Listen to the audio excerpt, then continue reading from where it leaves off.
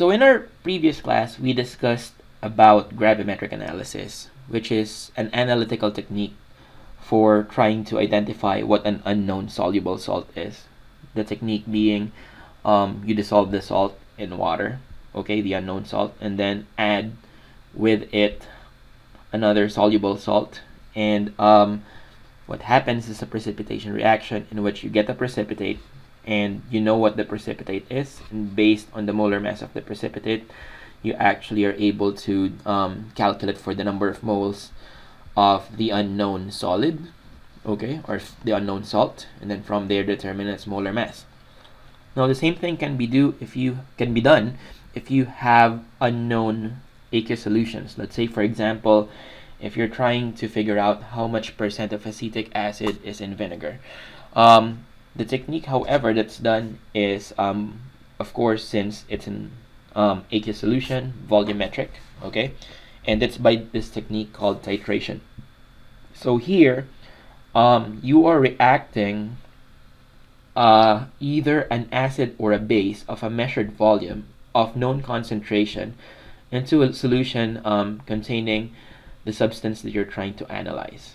Okay. Now, there are various points to define in titration. So when the acid fully neutralizes the base, or when the base fully neutralizes the acid, meaning when the neutralization reaction is done, then you have the equivalence point. This is the point at which, let's say, for example, your unknown is an acid, okay, and you're trying to neutralize it with a base. All of the acid has reacted, okay. Now, for that case, you have to deliver a known amount of the base, okay, from this glassware called the burette, okay. That's the burette, which is not really well shown. And then once you deliver that exact amount, it will react with your unknown acid, which should be in this Erlenmeyer flask, okay. And you should actually have this chemical dropped in small amounts or mixed in smaller amounts with the unknown, called the indicator. The indicator basically marks changes when you are close, okay. Again, I say close, not exactly on the equivalence point. Now the point at which the indicator changes color is actually the endpoint, okay. And for most cases, the endpoint is not equal to the equivalence point. So the goal of titration, actually, this is usually done at least 3 trials, is to get as close as possible to the equivalence point.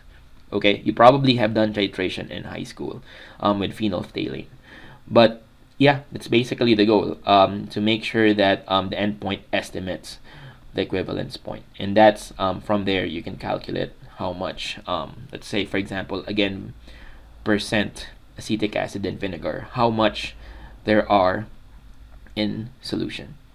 Okay, now I did say earlier that for this base that you're adding to the unknown, you need to know its concentration. There you go, a solution of known concentration. But of course, you have to prepare it from scratch. Let's say if you were going to get sodium hydroxide pellets and dissolve it in water. Now, to know the exact analytical concentration of the base, you have to do this technique called standardization. It's basically just another titration experiment. But in this case, you have in this flask what is called a primary standard.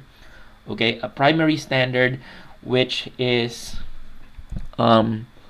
usually a compound of a high molar mass. It's usually a solid. Okay, so you can actually measure it in the lab more accurately on an analytical balance.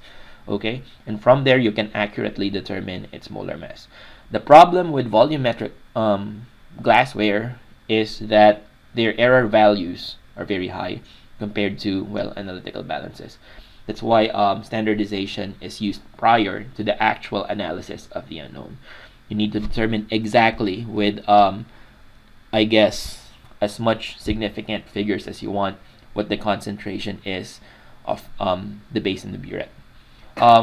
These standardization, or these primary standards, are usually solids of high molar mass, okay, so that if again any error is presented when weighing out how much primary standard you need, the error is minimized. Okay, and mostly common use is potassium hydrogen phthalate. Okay, that's not the actual structure of potassium hydrogen phthalate, meaning it's not K plus H plus P. That's just an abbreviation. I think in class I will actually show what the actual structure of KHP is, but for most cases you'll be given that this is the molar mass.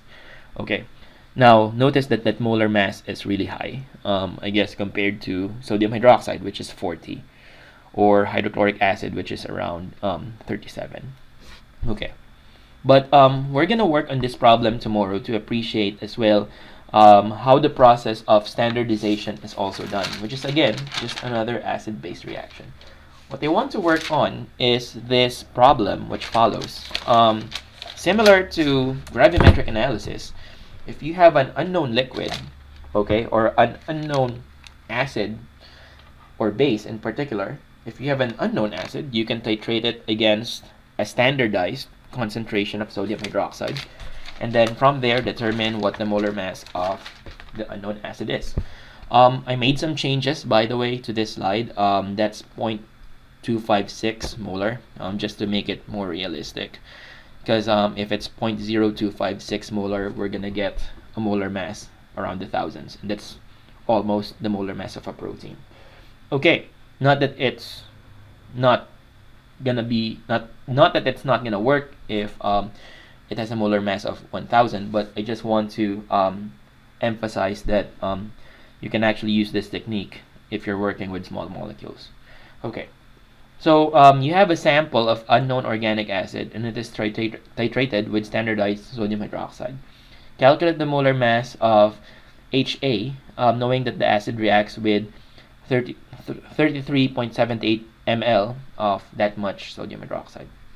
The first thing that you want to do is to set up an equation. Okay, you're given that the acid has the formula HA. Okay, and if it's an acid-base reaction with NaOH, okay, again, just treat this as a usual reaction wherein you're going to trade ion pairs.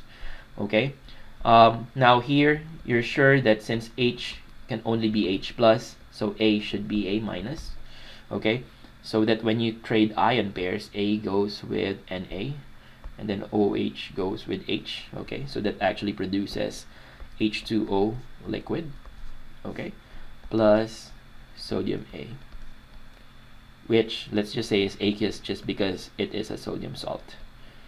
Okay, so that's our balanced reaction. And I say balanced because it looks like this equation is already balanced. We can see from here the important thing we have derived here is the fact that HA and NaOH react in a 1:1 fashion. So therefore, if we can figure out how much moles of sodium hydroxide has reacted with HA, then we can figure out as well how much moles of HA is present in this unknown sample. How much moles is 1.056 equivalent to? Okay, so for that, let us work with calculating how much moles of HA there are. We start with knowing the fact that we can calculate for the moles of NaOH from this information. So that's MV, okay?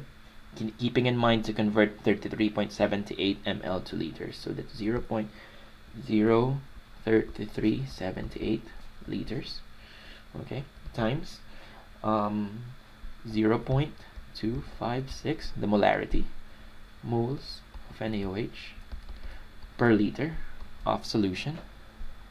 All right, now that we have arrived at moles of NaOH from molarity and volume, we can right away convert that into moles of HA. Okay, so for every 1 mole of NaOH, we have 1 mole of HA. Okay, and it should just give you the same number because it's a 1-to-1 relationship. So this should give you equal to 0.00865 moles of HA. All right, and then remember that the formula for molar mass is just mass over number of moles. That's why this is grams per moles. Okay, so we just plug in the mass that we have right now, because this mass actually corresponds to this number of moles of HA. So we just plug in those values in this equation for molar mass, and we get 1.056 grams divided by 0.00865 moles. Alright, and if we divide that number with, or those two numbers with each other, we're gonna get 122 grams per mole. We're not asked here to figure out what the identity of the acid is, but we're just gonna say, okay, this is the molar mass of the acid. That's it.